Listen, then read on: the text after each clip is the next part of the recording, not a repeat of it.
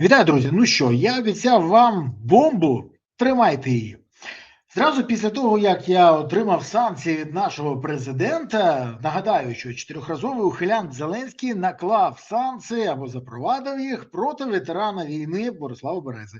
І це такий оксюморон, це сюр, але в цьому сюрі ми живемо. Так от, зразу після того, як я отримав санкції, мені зателефонував один зі злих язиків з Банкової і надав мені інформацію та докази того, хто, як та для чого запустив операцію санкції для Берези. І ця інформація демонструє декілька моментів.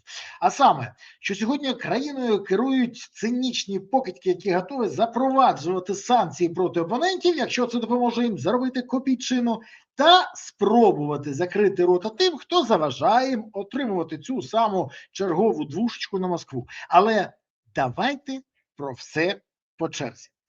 2 травня 26-го року за командою Зеленського РНБО запроваджує санкції проти Андрія Богдана. Тоді в Офісі президента хотіли, щоб в указі про санкції були якісь зашкварні особи. Важливо, щоб з російським сморідом. І аби щоб більше демонізувати того Богдана, і обрали собі такого Богдана Пукіша. Тоді в Офісі президента під час запровадження санкцій проти Богдана Пукіша прямо назвали партнером та соратником підсанкційного Віктора Медведчука. Якщо вважаєте, що я жартую, ні.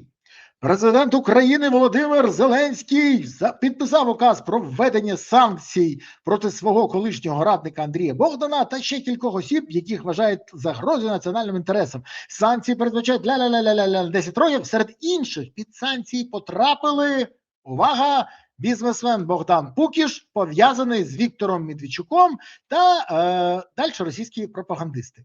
І оце найцікавіше. В Офісі президента визнали, що вони запровадили санкції проти людини, яка має відношення до Медведчука. Тож проти Пукіша була введена санкції рішенням РНБО від 2 травня 26-го року. Це важливо. 2 травня 26-го року. Фактично 2 місяці тому.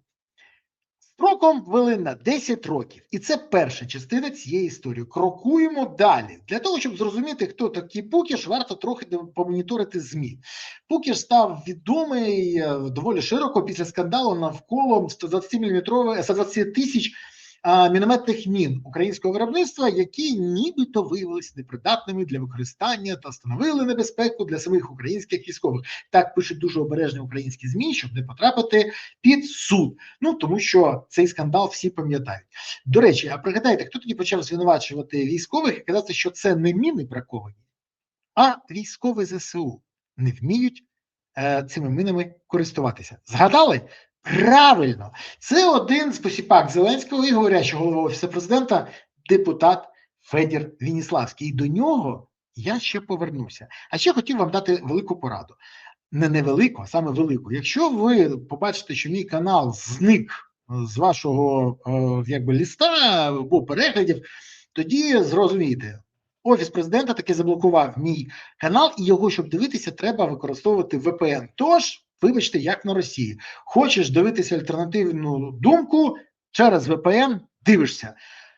Зеленський у нас такий, Путін на мінімалках. Так от, процитую ЗМІ по Пукішу. У травні 25-го року журналісти 5-го каналу оприлюднили розслідування щодо неякісних 120-мм мін, нібито вироблених на Павлоградському хімічному заводі. Згодом правоохоронці повідомили про затримання посадовців підприємства та працівників Міноборони, відповідальних за прийняття продукції. За даними журналістських розслідувань, серед постачальників комплектуючих для цих боєзапасів нібито фігурувало приватне підприємство «Вестхім», які всі, ймовірно, пов'язують з Богданом Пукішем. У низці матеріалів зазначалося, що компанія нібито, щоб не притягнуло до відповідальності, все зрозуміло, постачала корпуси та інші елементи мінометних боєприпасів. Справа, до речі, по цьому триває досі. Приватне підприємство «Вестхім» нібито протягом кількох років брала участь у виконанні оборонних контрактів, а загальна сума поставок могла сягати сотні мільярдів гривень. В окремих публікаціях фігурує цифра 667 мільйонів гривень. Ну, нібито всі ж знають, що Вова будував собі дім в династії, і нібито Володимир Зеленський не знає, хто цей Вова, бо нібито. Але журналісти дуже обережно пишуть про цікаву історію з бракованими мінами, яка стає ще цікавішою, якщо додати, що у відкритих джерелах збереглися дані про те, що у 2012 році пан Богдан Пукіш координував діяльність руху «Український вибір». Про це теж пишуть українські ЗМІ на Івано-Франківщині. Організації, засновником якої, нагадаємо, був Віктор Медведчук. І тут важливо пригадати, як його характеризували тоді в Офісі президента. Тож від цієї історії починає смердити вже не браком, а диверсією чи саботажем. Не знаю, тут не я повинен це вирішувати, це повинні вирішувати правоохоронні органи. Але після того, як з Пукіша зняли санкції, вибачте, я трохи забіг наперед, але про це теж буде. Так от, 2 липня у ЗМІ з'являється неймовірна інформація. Фактично, в це не хотіли вірити, але санкції проти бізнесмена Богдана Пукіша можуть бути скасовані на цьому тижні. 2 липня 26-го року. Ви розумієте, що відбувається?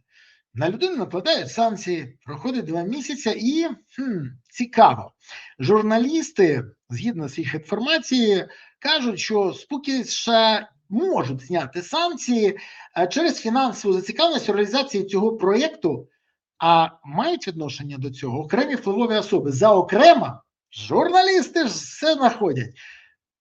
Бізнесмени Штілерман та сам Умєров, яких пов'язують зі справою Мідас. Навіщо це їм? Ну, давайте відверто. Штілерману пишуть для Фаєрпойнту, потрібна деяка продукція, яку виробляють на підприємстві, що формально належить Пукішу.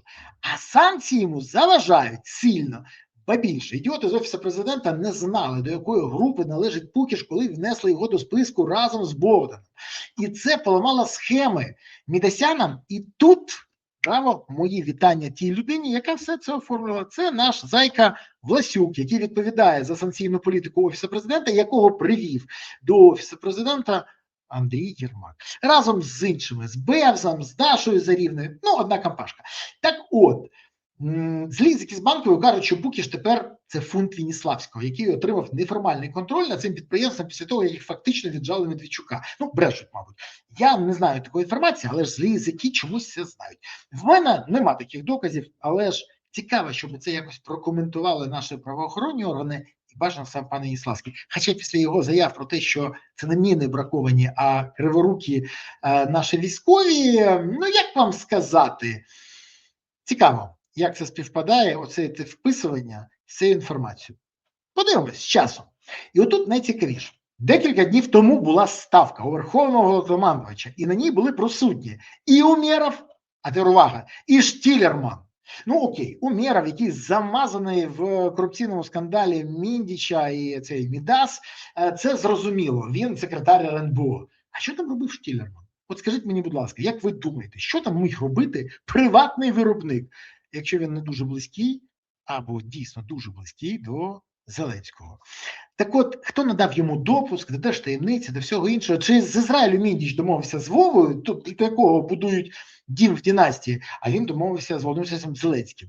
І чи знає Володимир Зеленський про того Вову? Але важливо, що після ставки відбулося спілкування між Зеленським, Умєровим і Штілерманом, про що один з них згодом розповів в присутності деяких осіб. Зміст цієї розмови я спробую передати доволі стисло. Вова, ми знайшли рішення, яке може зняти санкції з Пукіша і не отримати за це негативу, і потішити тебе, Вова! Вова, ти ж Березу ненавидиш. Він же тебе давно задовбав оцим питанням, хто такий Вова, для якого будують дім в династії. Ну, це правда. Мені вже передавали, що це вибішує Зеленського просто неймовірно. А дім в династії може, не треба було будувати, і все було б добре.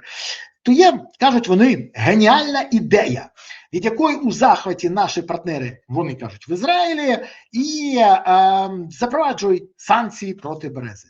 Ну, геніальна ідея, вони рік тому вже намагалися це зробити.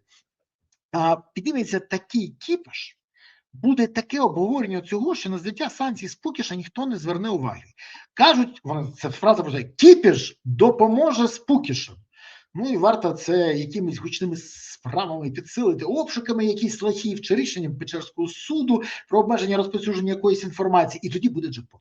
Ніхто не буде говорити про Пукіша. Березу обмежимо в аудиторії, і менше людей буде чути про Діму Дінастії, а ми будемо бабоси скиртувати. Приблизно така розмова відбулася після ставки. Ну, звісно. Про що ще розговорити після ставки? До речі, вони запропонували Вові, який досі не знає, хто такий Вова, для якого будують дім в династії поряд з Андрієм Мідічем Чернишовим, все ж таки запровадити проти мене санкції. Вова зразу їх запитав, а що буде робитись з хайпом навколо Берези, з запитаннями від партнерів? За деякий час, кажуть оці красавці, шум стихне, і з'явиться новий скандал. Ну, згадай, вони кажуть йому, як було ровно рік тому з НАБУ, а зараз про це ніхто не каже. А з Міндічем, а з Єрмаком стихне. А ще ми цим передамо, і отут найголовніше. Вітання генералу. Напередодні його дня народження. Так, санкції на мене були запроваджені 7.07.26, день народження Валерія Залужного 8.07.26. Останній аргумент, оцей про генерала, був найпривабливішим для Вови, який дуже хоче як було тиснути на всіх, щоб ніхто не йшов на вибори, і тільки він, коли б ці вибори не сталися, через 2 роки, через 2 місяці, через 10, але тільки він. Бо поза владою він себе не бачить і дуже боїться, що може це статися. Тож, так запустилася операція врятувати власника російського паспорта Пукіша. До речі, про це писали і ЗМІ, і інформація була. Тому, якщо ви це упустили, ну що ж, тут варто зрозуміти. До речі, найцікавіше буде зараз. Але ви не забудьте, будь ласка, підписатися, поставити вподобайки, прокоментувати і поширити відео. Це дуже важливо. Бо 07.07.26 вийшов указ президента України Володимира Зеленського про запровадження санкцій проти мене і про те, що санкції проти Пукіша втратили силу. Ні, я зараз не жартую. Це дійсно було скоєно. Дивіться, у додатку до рішення Ради національної безпеки і оборони України від 2 травня 26 року позицію 2 виключити. Прибрали. Просто прибрали позицію про Пукіша. Виключили. Він вже не людина пов'язана з Медведчуком, а гарний хлоп, якого люблять в Офісі Президента. Навіть я перерахував, хто його любить і як саме. І отут найцікавіше. Проти Пукіша санкції втратили силу, а проти мене започаткували. Це, до речі, перший такий випадок, коли таке сталося. І це історія практики, що санкціями дійсно можна торгувати, лякати і все інше робити. Ми бачимо взагалі антиконституційні рішення, коли проти громадян України застосовують санкції, і без будь-якої підстави це роблять, а й так само самовольно можуть знімати, бо це комусь цікаво. Це, до речі, перший такий випадок. І я кажу, це прецедент. І знову вітання тому самому Власюку, а також Умєрову, Штілерману і Веніславському. Мені цікаво, довбограє, а ви що, думали і вважали, що про це ніхто не дізнається? Ну, чесно. У підсумку кажу 3 речі. І це дуже важливо. Влада вкотре продемонструвала, що бабло та боротьба з опонентами важливіше для них, ніж консолідація суспільства та перемога над Росією. А для наповнення кишень можна і з ворогом санкції зняти. Ну, доведено це Пукішем. Цікаво, як після оприлюднення всієї цієї інформації будуть діяти в Офісі Президента. Мовчати, як в історії з будинком, який будують для якогось Вови у династії, чи повернуть санкції на Пукіша і знімуть з мене. До речі, це дуже цікава історія. І те, що про це кажуть, про те, що це величезна помилка Зеленського, всі, навіть ті, хто є моїми опонентами. Чому? Ну, тому що всі розуміють, санкції накладені безпідставно, а через особисте бажання Зеленського і, як бачимо, його оточення. І третє, я вкотре переконався, що українські гниди небезпечніші, ніж російські воші. З ними нам Росію не перемогти, бо вони вмотивовані лише баблом, а не державними інтересами. Але вони не розуміють, як це до них все повернеться згодом після втрати влади Вовою. А це буде дуже боляче для них, для всіх. І, ну що, зміг я вас здивувати? Давайте відверто. Дуже все цинічно і знову в ім'я бабла. Я не здивований. А ви? Пишіть про це в коментарях. А ще не забудьте підписатись, поширити відео і поставити вподобайку. Я сподіваюся, ця історія варта вашої уваги і вашої підтримки. Поширте це якомога більше, щоб люди дізналися цю інформацію. Хай народ теж здивується. Дякую вам, що дивилися. Дякую і окремо подяка, що підтримуєте ЗСУ. Донатите на ЗСУ, підтримуєте ЗСУ, допомагаєте ЗСУ і доєднуєтесь до ЗСУ. Бо ЗСУ – це єдина сила, яка є запорукою того, що Україна є майбутнє. Тож гуртуємось навколо ЗСУ і все буде Україна. Дякую вам. До нових зустрічей. Па-па.